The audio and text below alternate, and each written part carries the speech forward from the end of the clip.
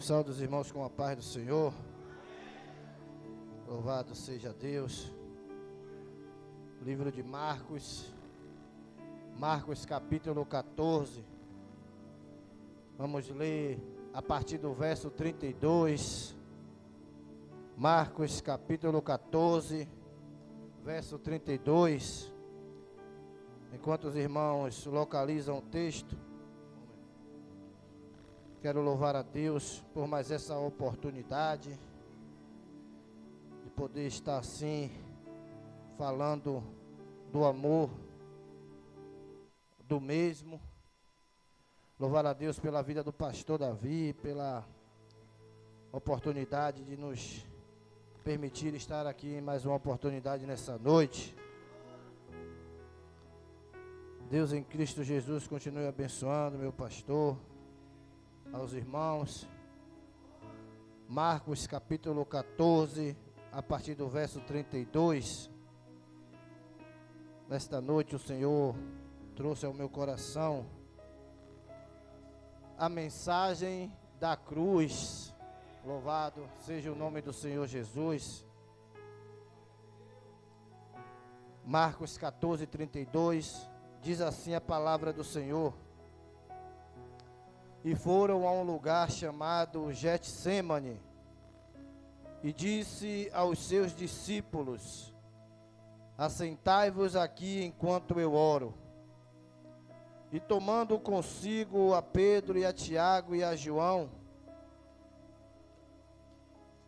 começou a ter pavor e a angustiar-se, e disse-lhes: a minha alma está profundamente triste até a morte.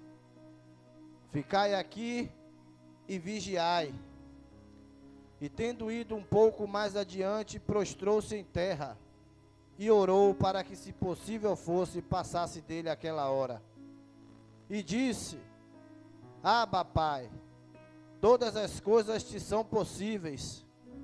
Afasta de mim este cálice, que não seja, porém, o que eu quero, mas o que tu queres. E chegando, achou-os dormindo, e disse a Pedro: Simão, dormes? Não podes vigiar uma hora? Vigiai e orai, para que não entreis em tentação. O espírito, na verdade, está pronto, mas a carne é fraca. E você senta dando glória ao nome do Senhor Jesus. Meus irmãos, nós seremos breves por conta do horário que não nos espera. Creio que o Senhor lhe falará aos nossos corações nessa noite. Todos nós sabemos que a maldade, o pecado, a morte, tudo isso entrou no mundo logo após a queda de Adão no jardim do Éden. Todos sabem que nada disso antes da queda existia, e passou a existir através de um pequeno erro, de uma pequena falha do nosso irmão Adão. E tudo isso adentrou a terra, a humanidade, e isso deu um pouco de trabalho ao nosso Deus. Deus, logo após isso, buscou de todas as formas trazer o povo novamente para debaixo das suas mãos, tentando conduzir o povo na direção que ele os criou, porque ele não criou o homem para se perder e nenhuma alma para perecer no inferno. Ele criou o homem para que viesse a alcançar a vida e vida com abundância. Porém, devido à falha do nosso irmão, tudo isso adentra no mundo, e como eu disse, vai dar um pouco de trabalho ao Senhor, porque o Senhor vai precisar agora trazer o povo de volta para os caminhos que ele queria que o povo trilhasse. Deus, ele vai usar de todas as formas, de todos os métodos. Ele vai levantar homens para tentar conduzir o povo. De início, ele vai levantar um homem chamado Noé para pregoar a palavra de Deus, para trazer o povo ao arrependimento. Mas o povo não vai querer dar ouvidos. Deus vai usar Noé 120 anos pregando a palavra de Deus para ver se o povo voltava a ter um relacionamento com ele. O povo vão virar as costas. A própria Bíblia diz que o povo só queria saber de comer, beber, casar, se dar-se em casamento nessa época. E chegou o período do dilúvio, aonde Deus só achou justo Noé e a sua família. Deus agora vai levantar um homem por nome Abraão. Vai dar a mesma missão a Abraão para tentar conduzir o povo. Vai nomear Abraão como o pai das nações. Porém, Abraão também não vai conseguir trazer o povo e colocar no caminho que o Senhor queria que eles estivessem. Deus vai levantar um homem também chamado Moisés, como todos nós conhecemos a história. Moisés também não conseguiu dar conta, porque o povo, mesmo Deus fazendo tudo o que fez, como já foi dito aqui nesta noite, tirou da escravidão, colocou no deserto para se salvar. No deserto não deixou que faltasse nada, mandou o alimento do céu. O povo estava com frio, ele mandou de noite, né, a coluna de fogo. O povo estava sentindo calor por conta do sol durante o dia, ele colocou a nuvem. Ele cuidou do povo de todas as formas, para que o povo viesse enxergar qual era o propósito de Deus para ele. Mas mesmo assim, o povo buscou se voltando para a idolatria, buscando se voltando para adorar a deuses que não era o Deus de Israel, o verdadeiro Deus. E com tudo isso foi entristecendo o coração de Deus. Eu te digo a você que se nós, todas as vezes que abrimos as páginas do Novo Testamento, quando nós esprememos as páginas lendo e buscando, a gente vê que elas sangram de tantas oportunidades que Deus deu àquele povo, e o povo não abraçou a oportunidade, ou seja, se voltando contra o próprio Deus, o Deus que dera a salvação para ele, que os criou para vir ser salvo. Talvez nós não era nem para estarmos aqui nesta noite hoje louvando a ele, exaltando e glorificando o santo nome dele. A Bíblia nos diz que o Senhor, ele se lamenta de ter criado o homem. Ele sente lamento porque ele via que o povo não queria nada com ele, da forma que ele pretendia que o povo estivesse diante da tua presença. Talvez se fosse pela vontade de Deus, ele tinha feito como nós fazíamos com a folha de papel, quando nós amassamos e jogamos ela dentro de uma lata do lixo. Talvez a vontade de Deus para comigo e com você, para conosco, para com a humanidade, fosse essa, pela tristeza que estava no coração dele. Mas a misericórdia dele é tão grande por mim e por você, que ele resolveu nos dar mais uma oportunidade. Quando eu lembro que o profeta Isaías, no seu capítulo 6, a partir do verso 7, quando ele diz: e eu vi que o Senhor vinha com uma brasa nas mãos, e ele pega uma tenaz, e com essa tenaz ele tira um pouquinho da brasa e coloca na minha língua. Quando ele faz isso, as minhas iniquidades são retiradas, os meus lábios que eram impuros, voltam a ser puros novamente. Já no versículo 8 ele vai dizer: e eu vi o Senhor dizer: a quem eu enviarei agora? Quem poderá ir por nós? Eu imagino o coração de Deus triste, o pai olhando: e agora? O que é que eu posso fazer para trazer esse povo de volta? Eu não criei eles para se perder. Aí o profeta Isaías descreve no capítulo 8 que teve essa visão de Deus. O que é? Ele ouviu Deus dizendo: o que é que eu posso fazer? A quem eu enviarei? Quem poderá ir por nós? Eu imagino nosso Senhor e Salvador Jesus Cristo à direita do Pai, olhando para o Pai e dizendo: Pai, deixa eu descer lá, deixa eu sentir o que esse povo sente. Eu quero saber o que se passa no coração deles, porque o Senhor faz o que faz por eles, e mesmo assim eles viram as costas. Deixa eu saber o que se passa na cabeça dele, no entendimento, no coração, dentro dele. Deixa eu viver o que eles vivem. E a Bíblia diz que ele desceu.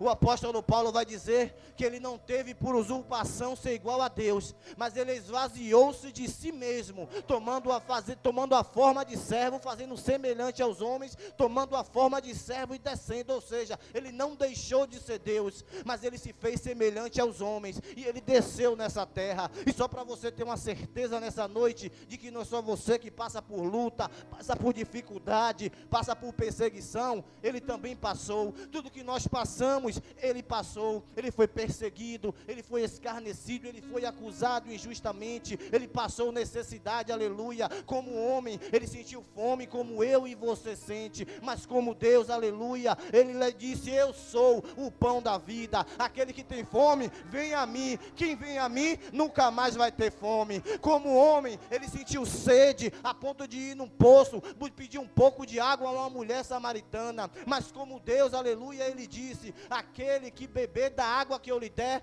nunca mais terá sede. Por quê? Porque dentro dele se fará jorrar uma fonte que jorra para a vida eterna. Como homem, ele sentiu cansaço a ponto de dormir na polpa daquele barco, aleluia, mas como Deus, ele disse: vinde a mim, todos que estáis cansados e sobrecarregados, e eu vos aliviarei. Ele não deixou de ser Deus, mas ele se fez semelhante aos homens. E só para você ter uma ideia, como eu disse, tudo que vocês passou, tudo que nós passamos, ele também passou. Louvado seja o nome do Senhor. Nesse texto que nós lemos, era o último dia de Jesus na terra, os últimos dias dele no meio de nós. Louvado seja Deus. Ele estava celebrando a Santa Ceia, a última ceia com os discípulos. Ele já sabia o que estava por vir, ele já sabia o que iria acontecer com ele. Louvado seja Deus. Então, ao acabar a ceia, ele olha para os discípulos e diz: vamos ali a um lugar chamado Getsemane, que lá nós vamos orar. Eu imagino, meu irmão, os discípulos olhando um para o outro. Por quê? Porque Jesus, quando ia orar, a Bíblia nos diz e nos relata, ele gostava de ficar a sós com o Pai. Ele ia, louvado seja Deus, rasgava as vestes, com a intimidade que ele tinha direto com o Pai. Ele gostava de orar só. Nessa noite, a angústia dele era tão grande pelo que ele sabia que iria passar, por ele saber o que estava por vir, iria acontecer com ele. Ele chama os 11, aleluia, louvado seja Deus, porque Judas já não estava mais no meio dele. Então ele chama os discípulos e diz: vamos ali, vamos orar. Eu imagino um olhando para o outro, minha irmã, sem entender nada. Rapaz, o mestre está nos chamando, mas ele não ora só. Vamos lá. E eles vão. Eles não conseguem, aleluia, ver no rosto de Jesus a face, a fisionomia do mestre. Por quê? Porque Jesus não demonstrou para eles o que estava passando, aleluia. Jesus não mostrou para eles, aleluia, a angústia que estava tomando ele. Por quê? Porque ele sabia que os discípulos apenas de homem eram limitados como nós somos. Talvez eles não aguentassem, louvado seja o nome do Senhor. E muitas das vezes nós não conseguimos perceber, aleluia, a liderança, aquele que nos lidera, as lutas que ele passa, muitas das vezes não demonstram para nós. Por quê? Porque para que nós não venhamos, aleluia, nos enfraquecer. Porque aqueles homens, talvez tinha dito, aqueles homens que eram acostumados a ver Jesus entrando dentro do templo, quebrando tudo, botando o dedo no rosto de escriba, de fariseu, e dizendo, aleluia, que a minha comida é fazer a vontade do meu Pai. Jesus não temia. Então eles verem Jesus naquele estado, eles podiam não aguentar. Jesus não demonstrou, mas chamou para orar. Quando chega no lugar chamado Getsemane, ele pega Pedro, Tiago e a João e diz aos outros: fiquem aqui, que eu vou aqui mais à frente com eles, para vamos orar. Ele pega Pedro, Tiago e a João e vai mais à frente. Não que ele amasse mais Pedro, a Tiago e a João, mas eram porque eles tinham mais afinidade, estavam sempre mais próximos dele. Então ele leva Pedro, Tiago e João, aleluia, porque nesse momento ele estava passando pelo vale. Nunca passe pelo vale da sua vida sozinho, aleluia. Sempre tem alguém, tem algum amigo para você dividir. Eu sei que nos dias atuais a palavra amigo fica bem difícil, são poucos nos nossos dias atuais, mas tem alguém que não vai espalhar o que você está passando, mas sim te dar uma mão para lhe ajudar, te ajudar em oração, te ajudar no que você precisa. Ele pegou Pedro, Tiago e João, foi mais à frente. Quando ele chegou, meu irmão, aleluia, ele disse: Pedro, Tiago e João, fiquem aqui, eu vou um pouco mais adiante, que eu vou conversar com o Pai um negócio. E a Bíblia diz que quando ele entra naquele jardim, ele vai mais adiante. adiante. Ele deixa Pedro, Tiago e João aqui. Quando ele chega para o Pai, já suando sangue, aleluia. Por quê? Porque ele estava profundamente angustiado. De acordo com a medicina, meu irmão, isso é capaz. De acordo com a medicina, alguém que fica extremamente angustiado, preocupado, aleluia, em excesso, ele pode sofrer três coisas. Ele pode sofrer um AVC, ou um infarto do miocárdio, um infarto do coração, um AVC, um derrame cerebral, ou pode acontecer de ele suar sangue. Como Jesus não podia morrer nem de AVC, Jesus não podia morrer nem de infarto. Por quê? Porque tinha uma cruz esperando ele. Tinha uma cruz esperando ele.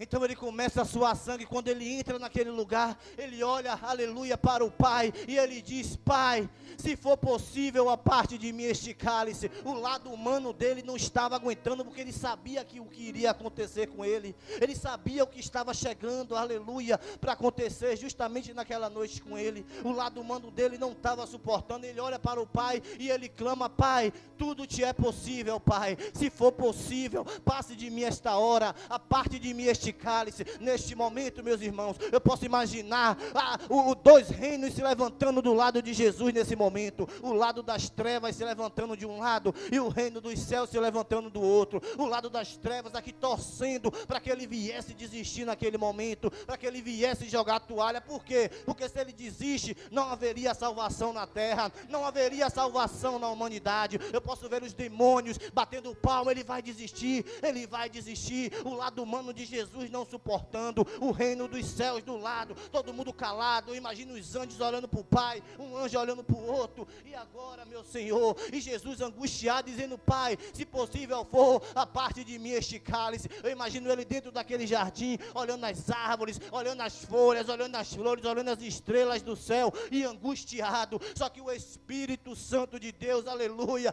o lado divino dele nesse momento vai se sobrepor. Quando o lado divino dele se sobrepõe sobre ele, ele olha, aleluia, para aquelas árvores, para aquelas plantas, para aquelas folhas, para aquelas flores, para aquelas estrelas do céu, e ele vê muito mais além. Louvado seja Deus. Quando ele olha para tudo isso, ele vê mais adiante. O que é que ele vê? Ele vê a mim, ele vê a você, aleluia. Então ele diz: Pai, eu tinha pedido para apartar de mim este cálice, mas Pai, não seja feita a minha vontade, seja feita a vontade do Senhor, aleluia.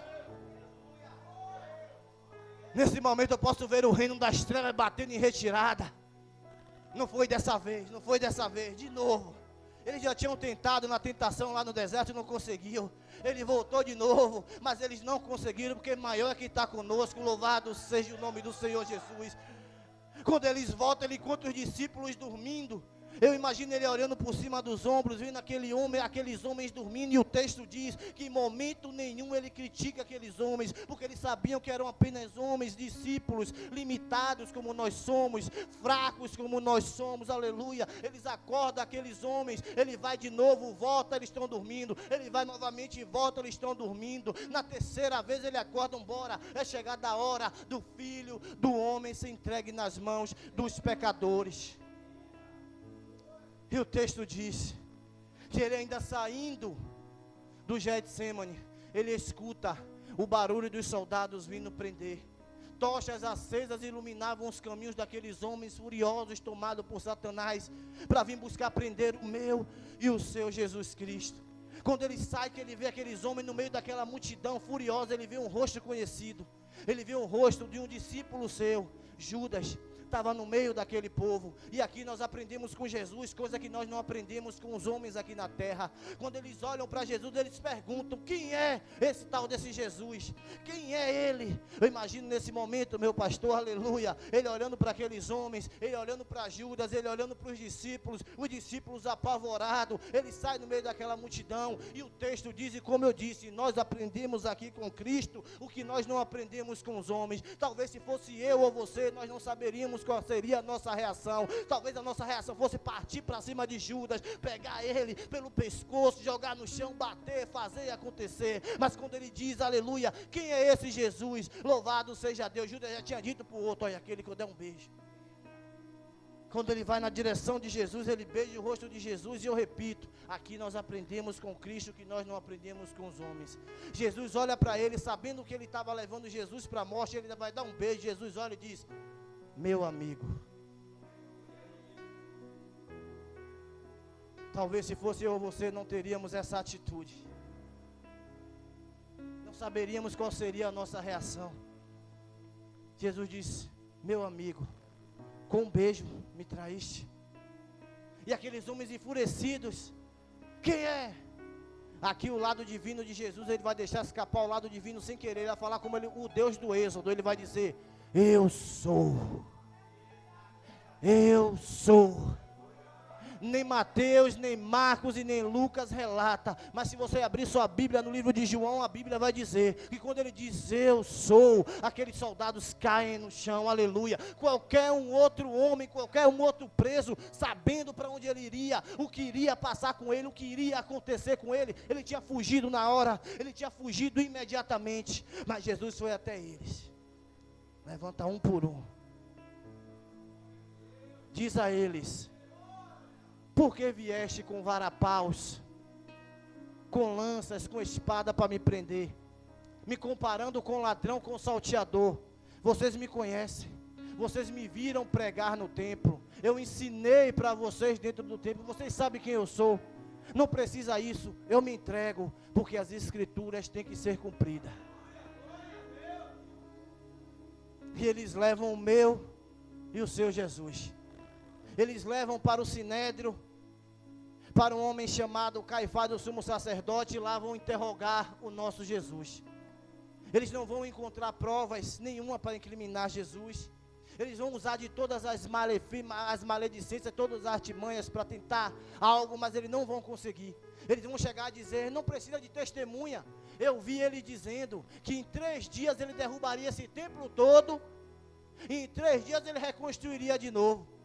Só que eles não entenderam o que Jesus estava falando. Jesus não estava falando do templo físico. Jesus estava falando deles. Ou seja, Jesus estava falando com eles de forma espiritual. Mas como eles eram carnais, eles não entendem as coisas espirituais. Quem é carnal, disse o próprio Cristo, quem é carnal não entende as coisas do Espírito. Ele vai até ver, mas não vai entender. Ele vai ouvir, mas não vai entender porque é carnal. Eles não entenderam que Jesus estava falando dele, estava falando do seu corpo, estava falando do seu templo, louvado seja Deus. Então eles tentam usar isso para acusar Jesus, mas eles não acham acusação. Ele diz: é você que é o Cristo, Filho de Deus. Jesus olha para ele e diz: eu sou. E vocês vão me ver à destra do meu Pai, e vão me ver também vindo nas nuvens do céu. Louvado seja o nome do Senhor Jesus. Ele diz: pronto, não precisamos mais de provas. Vocês ouviram a blasfêmia? Leva ele. Eles pegam o meu e o seu Jesus. Eles amarram um pedaço de pano no rosto, na visão de Jesus. E aí eles vão começar a maltratá-lo. Vão começar a flagelar o meu e o seu Jesus. Eles começam a bater em Jesus de um lado, começam a bater em Jesus do outro. E ainda zombam. Profetiza. Quem é que te bate agora? Profetiza quem deu esse chute em você agora, rei dos judeus, filho de Deus. Eles pegam Jesus depois de maltratar o meu e o seu Jesus. Eles jogam Jesus dentro de uma cela suja. Eles não dão água a Jesus. Eles não dão comida a Jesus, logo após ter maltratado. No dia seguinte, ao amanhecer, eles tiram Jesus daquela cela suja. Levam Jesus para um homem chamado Pilatos, que era o governador daquele lugar. Quando ele chega em Pilatos, Pilatos vai fazer a mesma coisa que os outros fizeram. Vão interrogar a Jesus, mas não vai achar prova. Ele chega a dizer: que acusação vocês têm contra este homem? Eu não vejo nada para prendê-lo. Não tinha acusação sobre ele, meu irmão. Louvado seja o nome do Senhor. A Bíblia diz, aleluia, que Pilatos interroga e não acha nada, a ponto de ele se maravilhar com o silêncio de Jesus. Jesus disse uma vez, aleluia: eu sei da onde eu vim, qual é a minha missão, ou seja, o que foi entregue nas minhas mãos e para onde eu vou. Eu vou repetir. Jesus disse: eu sei de onde eu vim, eu sei, aleluia, o que me foi dado, e eu sei para onde eu vou. Quando você sabe de onde você veio, qual é a sua missão na presença e para onde você vai depois, a opinião negativa a seu respeito dos outros não importa. Aquilo que difere contra você, aleluia, pouco importa para você, porque você sabe de onde veio, você sabe de onde Jesus lhe tirou, você sabe qual foi a missão que ele entregou na sua mão, e você sabe para onde você vai quando tudo isso acabar. Jesus estava em silêncio, Jesus não brigou, não discutiu, não falou nada, simplesmente silenciou a sua voz, a ponto de Pilatos se maravilhar com aquilo e dizer: não tem nada para prender este homem. Mas só que eles tinham uma tradição, era Páscoa. Eles tinham em toda a Páscoa, assaltavam um preso. Então eles, por não terem nada contra o meu e o seu Jesus, eles agora vão inventar, meu irmão. Eles vão comparar Jesus com um ladrão. Eles vão dizer que Jesus se negou a pagar imposto a César. No momento que Jesus disse a Pedro: Pedro, está faltando dinheiro, desce lá no rio, pega o peixe, e esse peixe que você vai pegar, abre a boca dele, você vai ver uma moeda dentro da boca do peixe. Quando você olhar na moeda, vai ter uma imagem. Que imagem vai ser essa? A imagem de César. Então dê a César o que é de César e dê a Deus o que é de Deus. Eu vou repetir, Deus está dizendo para alguém aqui nessa noite: dê a César o que é de César e dê a Deus o que é de Deus. Eles não acharam nada para incriminar o meu e o seu Jesus, meu irmão. Eles vão pegar agora um homem, um salteador, um homem zarrão, segundo a história, de 12 metros de altura, um homem chamado Barrabás, que era ladrão, salteador, assassino, tudo de ruim. Aquele homem era um revolucionário, queria tomar o poder de Roma das mãos dele. Então ele vai comparar Jesus com este homem por não ter nada para acusar o meu e o seu Jesus. Então eles vão dizer: e aí, quem vocês querem que a gente solte? O povo, já incitado por Caifás, pelo sumo sacerdote e pelos outros, vão olhar para ele e dizer: solta Barrabás e crucifica Jesus. Ele vai voltar novamente a dizer: mas não tem nada para acusar este homem. Ele vai dizer: solta Barrabás, crucifica Jesus. Nesse momento, o nosso Jesus, depois de ter sofrido na noite anterior, com fome, com sede, apanhou.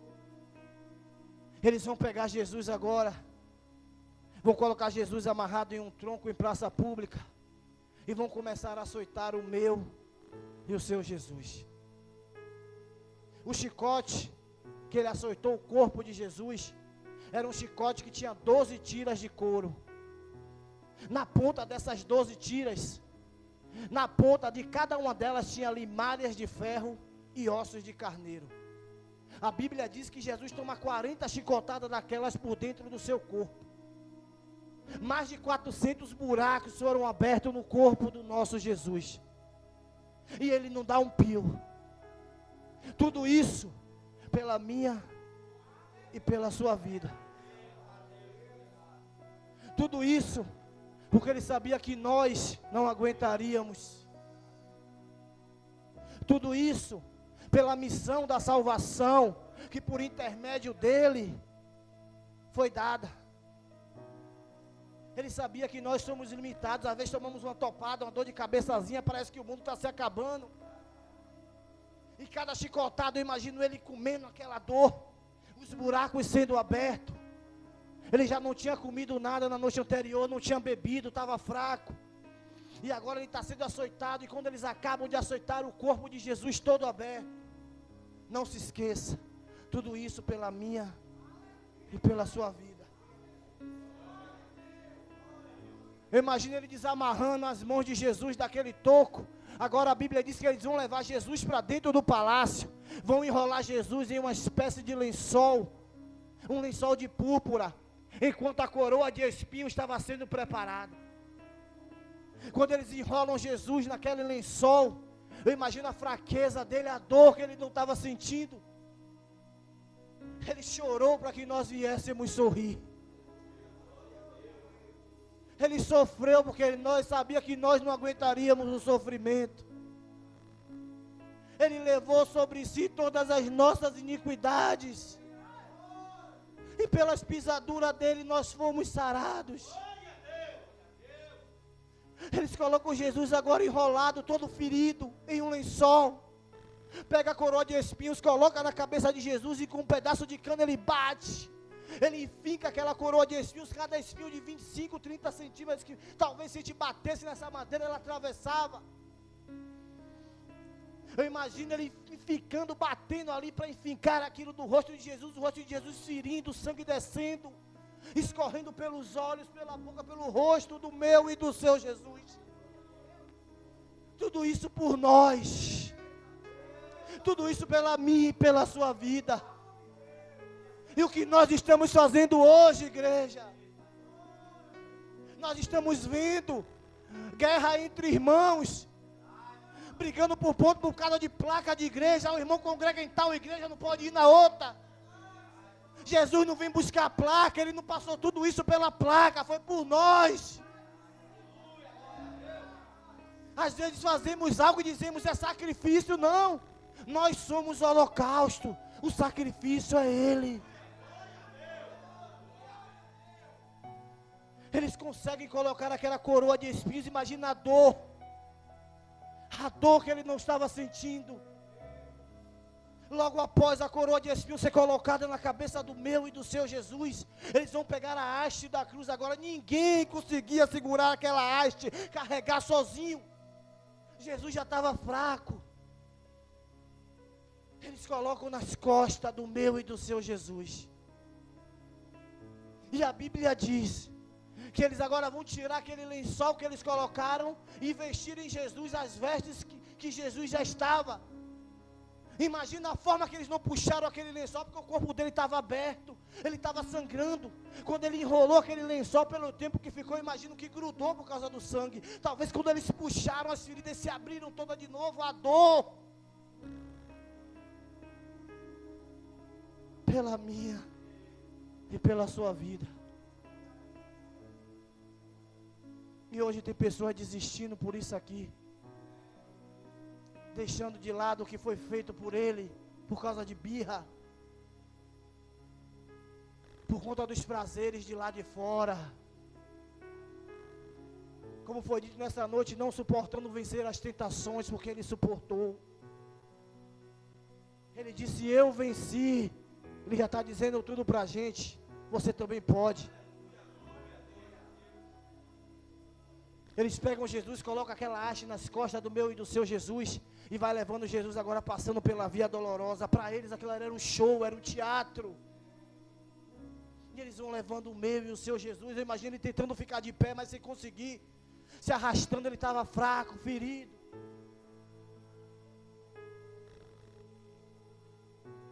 Para eles era um show. Eu imagino aquele povo olhando isso. Aquele povo que ele multiplicou o pão e o peixe e deu na mão deles, olhando aquele é Jesus. Não foi aquele Jesus que nos alimentou quando nós tínhamos fome no deserto?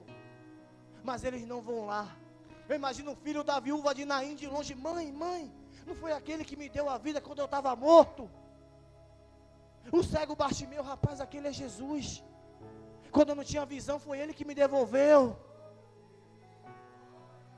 Eu imagino Lázaro, meu amigo Jesus. Marta e Maria seguram ele, não vá não, senão você vai morrer com ele. Ninguém foi lá ajudar Jesus. Mas o Pai é tão misericordioso, que o Pai, aleluia, vai enviar alguém que não era dali, ou seja, um estrangeiro. Um homem chamado Simão Cirineu, um estrangeiro. Cirineu não era o sobrenome dele, igreja. É porque ele era de uma cidade chamada Cirene, uma cidade da África. O único negro que estava passando naquele momento, naquele lugar, segundo a história. E é esse estrangeiro que vai ajudar Jesus a carregar aquela cruz. Aleluia. Simão Pedro disse, Senhor, ainda que todos te abandonem, eu nunca te abandonarei. Até a orelha do soldado ele cortou, dando uma de herói. Mas na hora de ajudar Jesus a carregar a cruz, nas nossas vidas, pastor, aleluia, é dessa forma. Muitos prometem estar conosco até as últimas consequências, mas em meio às adversidades, às lutas, eles nos abandonam. Mas eu tenho uma palavra de Deus para a sua vida nessa noite. Para cada Simão Pedro que te abandonar, Deus levantará um Simão Sirineu para te ajudar no meio do caminho. Mas você não vai parar. Você não vai parar. Aquele homem ajuda o meu e o seu Jesus, do jeito que ele estava enfraquecido, a chegar no lugar da crucificação. E aqui eu começo a encerrar. Quando chega no lugar da crucificação, um lugar chamado Gólgota, eles pegam Jesus, levantam a haste da cruz, apregoam a mão de Jesus de um lado da cruz. Imagina a dor. Imagina a dor acumulada. Eles apregou a mão do meu e do seu Jesus, e eu repito, tudo isso por mim e por você. Nunca se esqueça disso, tudo isso foi feito pela minha e pela sua vida. Quando eles apregou, meu irmão, a mão de Jesus de um lado, eu imagino o prego, o tamanho desse prego, porque tinha que furar a mão e furar a madeira. Eles conseguem apregoar a mão de Jesus de um lado, mas quando ele puxa a mão do outro, não dá. Segundo a história, todo preso que ia ser crucificado naquela época, 5 dias antes, eles tiravam a medida daquele preso, para que eles viessem couber certinho na cruz. Só que quando ele aprega a mão de Jesus de um lado, o outro lado não dá. Por quê? Porque aquela cruz não era de Jesus, aquela cruz era minha, aquela cruz era sua. Aquele que quer vir após mim, negue-se a si mesmo, tome a sua cruz, tome a sua cruz, tome a sua cruz. Aquela cruz não era dele, aquela cruz era minha, aquela cruz era sua, aquela cruz era nossa.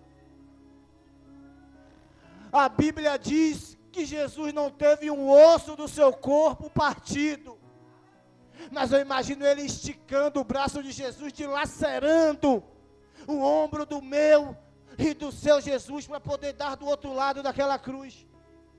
Quando eles esticam, imagina você a dor, o sofrimento, e eu volto a repetir, por você, por mim. Eles apregou a mão de Jesus de um lado, a mão ainda enche a pau para ter um pouquinho de carne, mas imagina agora vocês, eles agora vão apregoar os pés, enfurecidos, tomados por Satanás. Após conseguir apregoar a outra mão, ele agora vai apregoar os pés. E você já tocou no peito do seu pé? Você só toca, você só vê osso e nervo. Ele junta um pé de Jesus ao outro e aí ele começa a pregar. Imagine você, pare e pense, reflita com você a dor. Quando eles conseguem apregoar os pés de Jesus, eles levantam. Jesus agora está crucificado. Ao lado de Jesus tem um homem, ao outro lado de Jesus tem outro homem, ou seja, 2 ladrões, 2 salteadores. Imagina Jesus olhando para aquele povo, olhando para o Pai, dizendo: Pai, perdoa eles, eles não sabem o que estão fazendo, Pai. Satanás toma aquele ladrão da esquerda, o ladrão da esquerda olha para Jesus e zomba: não é você que é o rei dos judeus? Se tu és o filho de Deus, desce dessa cruz, salva-te a ti, salva a nós também. Eu imagino Jesus ferido, dolorido, virando a cabeça para o lado, olhando para ele, balançando a cabeça. Pai, é por ele que eu estou aqui, mas ele não sabe disso. É por ele que eu estou aqui, mas ele não sabe disso, Pai. Só que o Espírito Santo não vai deixar barato. O Espírito Santo vai tomar o ladrão da direita, vai olhar para aquele homem e vai dizer: você e eu estamos aqui porque nós roubamos, matamos, fizemos tudo de ruim, mas este homem, Este homem é inocente, ele não merece estar aqui. Satanás tinha tomado o ladrão da esquerda do Espírito Santo, meu irmão, mesmo naquele momento difícil, não deixou barato. E aquele ladrão da direita olhou e disse: rapaz, nós merecemos, mas este homem não. Ele olha na cabeça de Jesus, tinha uma placa que Pilatos mandou fazer, rei dos judeus, para zombar. Quando aquele ladrão olha para a placa, eu imagino ele dizendo: se ele é rei, ele deve ter um reino. Ele olha para Jesus e diz: ai, quando chegar no teu reino, lembra-te de mim, aleluia. Eu imagino Jesus mesmo dolorido, ferido, machucado, olhando para um lado, dando aquele sorrisinho de canto de boca, dizendo ao Pai: Pai, pelo menos um, Pai. Quando ele olha para aquele homem de novo, ele diz: calma, não se preocupe, ainda hoje estarás comigo no paraíso, aleluia. O texto diz, mesmo na cruz, tem salvação, meu filho, aleluia. Não há salvação fora da cruz. E eu encerro, a Bíblia diz, aleluia, que nesse momento, meio-dia se dá, Jesus olha para o céu se transforma em trevas, tudo escurece, ele dá um brado, ele diz: Eloi, Eloi, lama sabachthani. Ele clama ao Pai, ele diz: Deus meu, por que me abandonaste?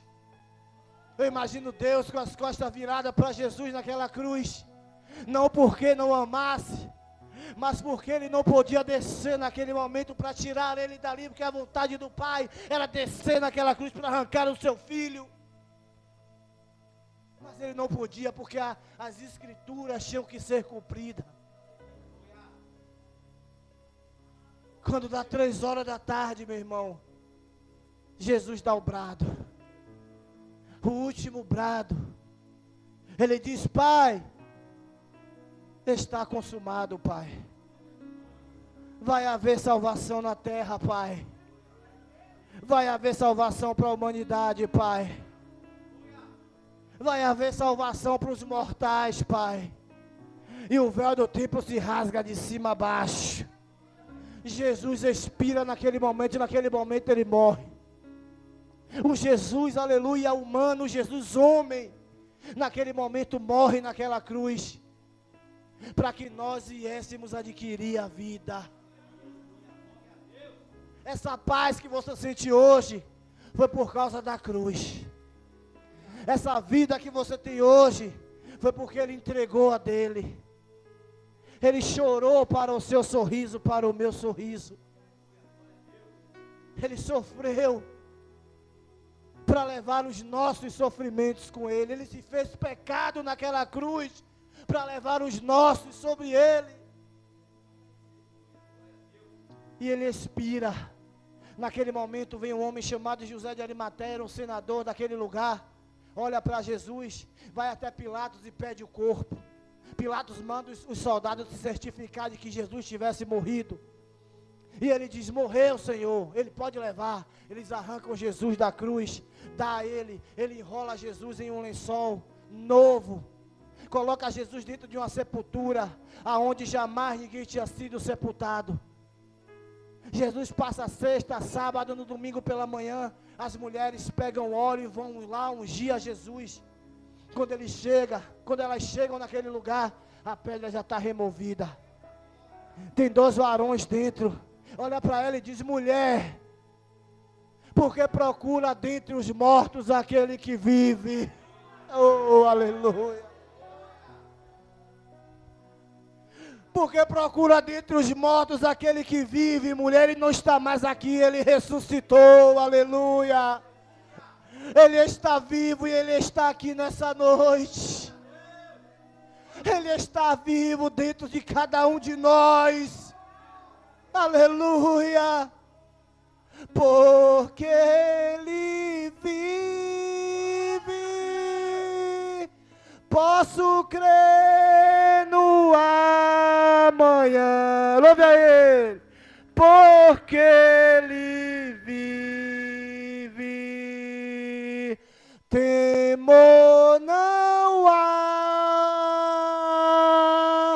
Mas eu sei que a minha vida está nas mãos do meu Jesus, que vivo está.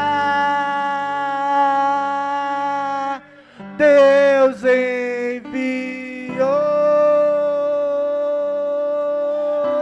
seu Filho amado para perdoar,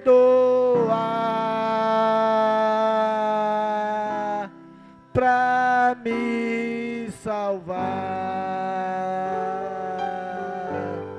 Na cruz morreu por meus pecados, mas ressurgiu e vivo com o Pai está, porque Ele vive. Posso crer no amanhã, porque Ele vive. Temor não há, mas eu bem sei, eu sei que a minha vida está nas mãos do meu Jesus, que vivo está. E quando enfim vai chegar a hora, vai chegar a hora em que a morte não temas, enfrentarei sem medo, então terei vitória, irei à glória ao meu Jesus, que vivo está, porque Ele declare nessa noite: posso crer no amanhã, porque Ele vive. Temor não há, mas eu bem sei, eu sei que a minha vida está nas mãos do meu Jesus, que vivo está. Louvado seja Deus. Primeiro Tessalonicenses, capítulo 4, verso 16. Louvado seja o nome do Senhor. 1 Tessalonicenses, capítulo 4, verso 16. E esse mesmo Senhor que foi apregoado aqui nesta noite, esse mesmo Senhor descerá do céu com alarido, voz de arcanjo e a trombeta de Deus. Os que morreram em Cristo Jesus ressuscitarão primeiro. Depois de nós, os que ficarmos vivos, seremos